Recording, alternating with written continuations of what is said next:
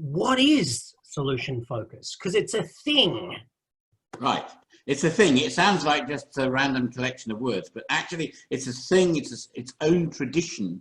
It's more than 30 years old now, although it's still evolving. Comes from the world of brief therapy to start with, short-term therapy. And it's a specific way of building conversations with people to help them move on in tough situations, when they're stuck, when they don't know what to do, when it all feels too much.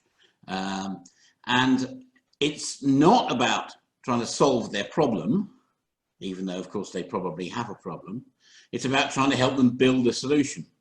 And that sounds like kind of playing around with words, but actually the two strategies, the two basic approaches of problem solving and solution building are, if you like, almost opposite. In problem solving, the question is, what's the problem and what can we do about it? How can we fix what's broken? In solution building, the question is not what's broken, it's what do you want? And that turns out to be a much more interesting question than you might think, because you can take 100 people with the same problem and ask them, what do you want? And you get 100 different answers.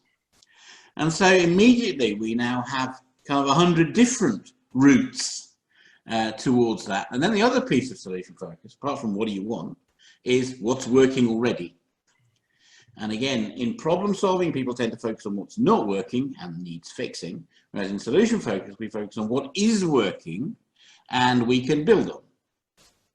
And the nature of those conversations is so different.